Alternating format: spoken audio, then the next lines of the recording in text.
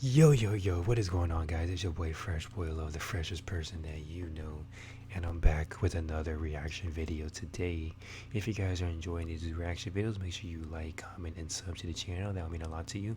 Thank you for everyone who is supporting me. Thank you for all the new subs. I appreciate you guys a lot. It really means a lot to me. The grind is real. If you guys missed my last video, the last reaction video will be in the link down below. I'll leave a link to that video. Today's reaction video, it's going to be top 20 worst marketing fails, so this should be pretty cool. I don't know if it'll be like a funny / serious kind of video to react to, but I guess we'll see. So without further ado, let's hop right into the video. People say to me, how can you sell this for such a low price? I say because it's total crap. Hey everyone, I'm Rebecca and welcome to WatchMojo. Today we're counting down our picks for the top 20 marketing fails. Sweeter, bolder, better. You're insane. Delicious tasting Aid candy contains vitamins and minerals, no drugs. If I give this to you, are you up for whatever happens next? For this list, we're looking at advertising campaigns or statements from major corporations that backfired horribly, resulting in tons of negative press. Can you think of any other marketing blunders? Be sure to use the comments below to tell us about your favorites. All right, let's get into it. Number 20, Live for Now, Pepsi.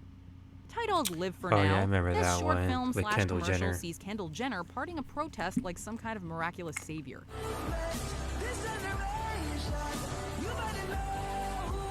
I remember this one. By giving Everybody's a like can giving of her Pepsi backlash to a for police it. officer, she unites them all using the power of soft drinks. The ad generated immediate criticism and was pulled just one day after its debut. Many critics argued that it insensitively borrowed elements from the Black Lives Matter movement, trivializing the protests and very real issues in the process. Others claimed that Pepsi was utilizing social justice causes for their own commercial benefit. Even Bernice King got in on the bashing, saying, quote, "If only Daddy would have known about the power of #Pepsi." Number 19, an illegal weapon as a giveaway, Electronic Arts. Producers of violent video games are always having to defend themselves from parent groups that claim that such entertainment makes impressionable young minds similarly violent. When EA sent out a pair of commemorative but functional brass knuckles along with early press copies of Godfather 2, they really gave the naysayers an easy argument. Worse than being bad for PR, this stunt was actually illegal, given that brass knuckles are banned outright in many states. You can appreciate that EA was getting into the spirit of their property, but the distribution of contraband weaponry via mail isn't something a company wants on their rap sheet. They quickly asked that the knuckles all be returned. Number 18, all I want for Xmas is a PSP.com, Sony. It can often be embarrassing when corporations try to relate to young people. In December of 2006, the website All I Want for Christmas is a PSP.com. I remember having a PSP. That was my shit. It was said to be a fan blog following the adventures of Charlie, who was attempting to get his friend Jeremy a PSP for Christmas. The blog featured your stereotypical hipster tweens, complete with deliberate misspellings like Beats with a Z. You know, to relate to all the cool kids. Come on, mom and dad, get one for me. They got the Visitors rap to the going site on, okay. immediately smelled something fishy and left some nasty comments, resulting in Charlie asking, quote, "Yo, where all you haters come from?" The site's URL was quickly tracked to an ad agency, and Sony was forced to admit their ploy, asking, quote, "Maybe our speech was a little too funky fresh." Oh, funky fresh. How do you do, fellow kids? What? Number 17, the endless crab fiasco, Red I Lobster. remember that ad. Don't offer up an all-you-can-eat special on a popular and typically pricey item unless you've triple-checked your calculations.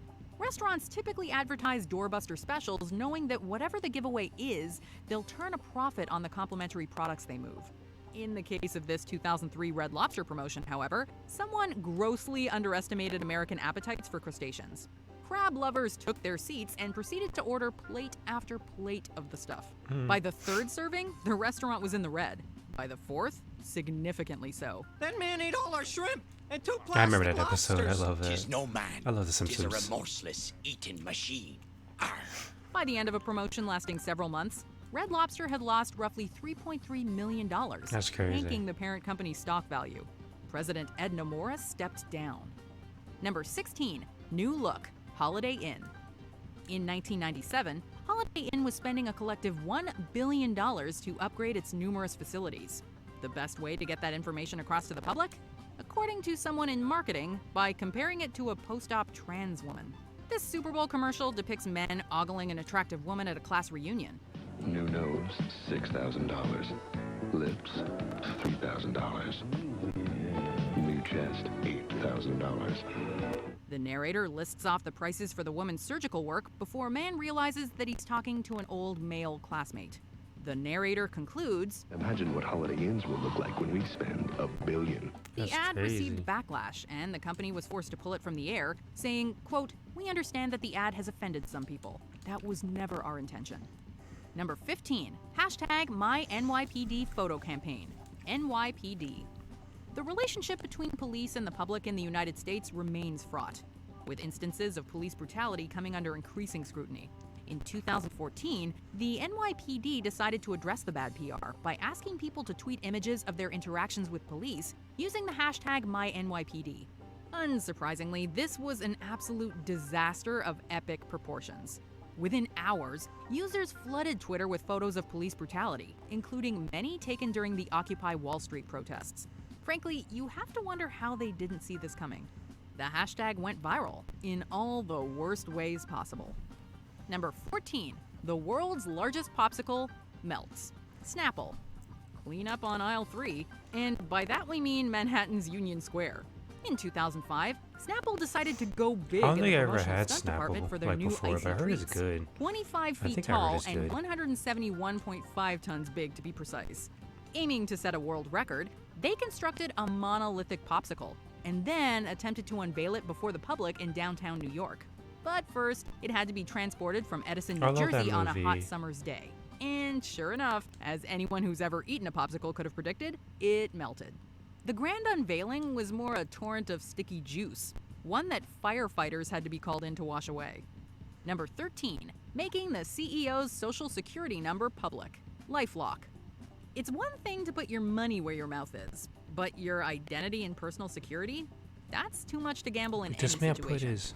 That's my real social security number. Nevertheless, in a well-intentioned but wildly inadvisable PR stunt, Bruh, Todd Davis, the you put CEO your of social LifeLock, security which in offers an protection ad? against identity theft, put his That's social security number on the crazy. company website, What are you claiming that thanks to doing? his How company's much did they products, pay you to it do didn't that? matter. In the only possible outcome, Davis was promptly defrauded by I'd never criminals who seen were nothing only like too that willing to before. prove the man wrong. Not once, but a reported 13 times. This spectacular failure naturally undermined people's faith in the company, which was fined millions for deceptive advertising. That's I didn't steal his gotta be the identity. dumbest I person literally alive, bro, got it off honestly. the back of a truck. Number 12, hashtag Susan Album Party. Susan Boyle. Remember when Susan Boyle took the world by storm with her rendition of I Dreamed a Dream? I dreamed a dream in time gone by. Oh hell no, bro. Well, that eventually led to a contract and multiple studio albums, including 2012's Standing That voice Ovation, will make the me- greatest songs from the stage. She got In the a voice joke of a straight out of angel. Arrested Development, Boyle's PR team decided to plug the album with the hashtag Susan Album Party. It was an unfortunate choice of phrasing, as many people on social media hilariously read it as Sue's Anal Bum Party. I won't cry, no. Yo, that voice is crazy good. The hashtag trended on Twitter, with many people playing along and providing jokes on their own. Let that be a lesson to PR teams everywhere. Number 11, the Windows 98 demo, Microsoft Corporation. Before you show off a fancy new toy, you should make sure that it actually, works. Unfortunately, Bill Gates and Microsoft product manager Chris Capicella were left scrambling on stage when the operating system decided to tap need some out Bill during the Gates money. presentation. You'll notice that this scanner build. Whoa. While demonstrating Windows 98 at Comdex, Capicella plugged a scanner into the PC, resulting in the widely feared blue screen of death. The audience laughed, clapped, and cheered in good humor, while Capicella and Gates awkwardly smiled along, not really knowing what to do or how to react. Moving right along. That must be, They played it off well, with Gates even providing a cheeky little joke. That's that must be funny, why we're not man. shipping Windows I'm 98. trying to present a Absolutely. demo of how their Absolutely. product will work, Number and 10, it's just blue the screens. Touch Woody PC and its That's equally crazy. laughable advertising, Panasonic. Back in the 1990s, when personal computing was still finding its footing, Panasonic managed to come up with possibly the worst name in marketing possible. In an attempt to emphasize the user-friendly nature of this new Japanese computer, they licensed the Woody Woodpecker character to be used as not only the mascot, but the computer's namesake as well. Meet the Woody. Oh, but wait, it gets worse. Because it boasted a touchscreen, the Japanese company put out early promotional materials with the tagline, "Touch Woody, the Internet Pecker." Seriously, we couldn't make this stuff up. Once they realized their mistake, they made some last-minute changes, but Woody I touchscreen kind of want to isn't watch much that better. now. Woody Woodpecker. Number 9, It's free funny. flights, Hoover. Though it's hard to fathom in hindsight, back in the early 90s, someone at Hoover thought it would be a good deal to offer free flights to British customers who bought 100 British pounds, somewhere around $175 US in 1992 worth of their products. 2 return flight seats. Unbelievable. At first, the flights were limited to within Europe, but in a move that resulted in things really getting out of hand, the company eventually added US destinations. The money people had to spend was a fraction of a normal ticket price, and so people bought vacuums just for the trip. I was shocked that they would run a promotional activity where they were only asking a consumer to spend £100 to gain a reward of up to £600. Utterly overwhelmed by the results, Hoover backed out of its promise, fired executives, and lost tens of millions of dollars. Number 8, AIDS, the Carley Company. For decades, this product enjoyed healthy sales, its popularity peaking in the 70s to early 80s. Delicious tasting AIDS candy contains vitamins and minerals, no drugs. Coming in a wide variety of sweet flavors, AIDS was widely touted and marketed as an appetite suppressant. The manufacturer could not have predicted the AIDS epidemic of the 1980s, but the connections were immediately made. I've tried fad diets, powders, pills, still my weight's been up and down like a yo-yo, until the AIDS plan taught me how to take off weight and help keep it off. It also didn't help the product's case that significant weight loss is a symptom of the disease. And it's really unfortunate that the company had actors and models claiming, quote, "The AIDS diet plan really That's works." weird, bro. And I'm not gaining Why would weight. you call I'm it losing AIDS? weight deliciously with the aid of AIDS. The AIDS diet plan really worked. By the late 80s, sales of AIDS had dropped 50%, and the candy was eventually taken off the market. Number 7, KKK Wednesday, Krispy Kreme Donuts Incorporated. Sometimes an idea is just so baffling and obviously problematic Man, that it's a Krispy wonder Kreme, no you're one killing caught it me. earlier. I love This Krispy is one Kreme of those too. So cases. Back at it again at Krispy Kreme. To cash in on children being out of school, a Krispy Kreme franchise in Hull, Was he England okay, created a though? promotion titled Hope he KKK was okay. Wednesday.